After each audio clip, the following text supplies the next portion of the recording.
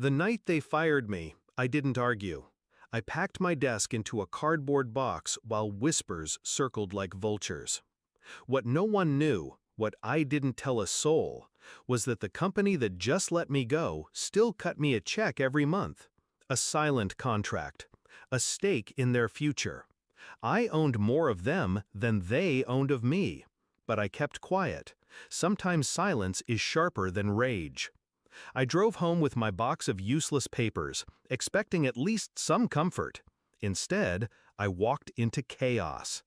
My father stood in the living room, face red, fists clenched. "Pack your bags," he barked. "Failures don't belong under my roof." He didn't even ask what happened, just judgment, as always. Then my husband stepped out of the kitchen. Not alone. A woman followed, fixing her lipstick with the casualness of someone who'd already claimed my place. He looked at me, smirked, and spit on the floor between us. "You're done. With me. With this life." I didn't cry. I didn't beg. I just carried my box upstairs, one step at a time, while they laughed behind me. That night, as I zipped up my suitcase, I thought about all the times I'd believed in them. My father, the man who raised me on discipline, who said love was conditional on achievement. My husband, the boy who once swore the world would collapse without me by his side. But loyalty is only real when tested, and mine had been tested. Theirs had failed. I walked out without a word. They thought they'd broken me. But I had secrets. The beach house was the first, tucked away on the coast, in my name alone. No one knew it existed. My sanctuary. The second secret was the company. I'd played the fool well, letting them believe I was just another employee, disposable, fragile. But years earlier, I'd quietly invested. Shares, partnerships, silent agreements. Enough to make me untouchable. They thought I was poor. In reality, I was richer than all of them combined. That night, I didn't fall apart. I began to plan. Revenge isn't anger. Revenge is patience. I let my husband flaunt his new woman. I let my father boast about throwing me out. I let the city believe the rumor that I'd hit rock bottom. And while they laughed, I built. I rented out the beach house to high-profile clients, money flowing like a tide.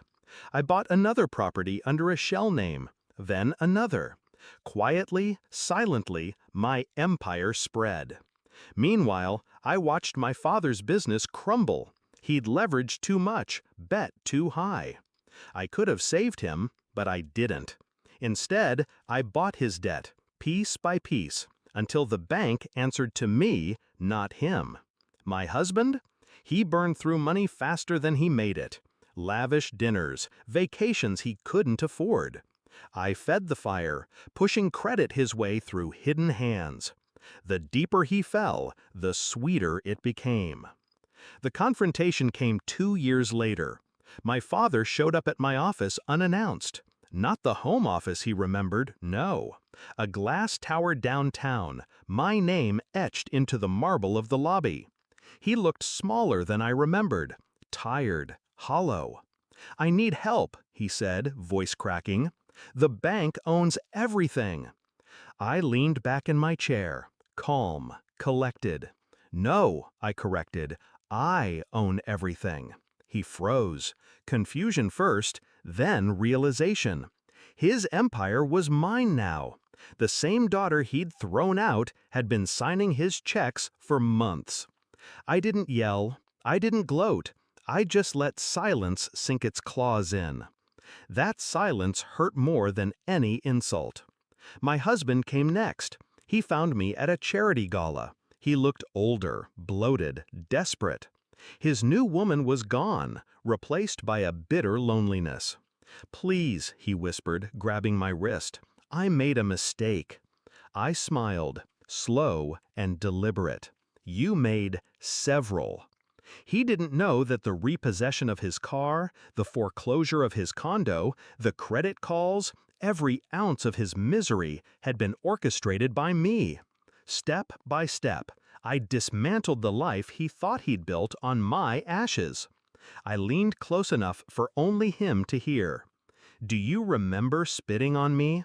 The night you replaced me in my own home? He swallowed, eyes darting, shame flooding in. I left him standing there, humiliated, while the crowd whispered. The sweetest part of revenge isn't the destruction, it's the revelation. Watching them finally see who I am, what I've become, what they threw away. My father lives in a rented apartment now. He sees my name on every building he passes. My ex-husband lives in shadows, drowning in debts he'll never repay. Every time the phone rings, he wonders if it's another piece of me tightening the rope. And me? I sit on the balcony of my beach house, wine in hand, my son's laughter echoing from the waves. Because yes, I left with nothing that night, but I also took the only thing that mattered, my child, my future. Do I regret it? Not for a second. The night I lost my job, my home, my marriage, they thought it was my end. But endings are just beginnings in disguise.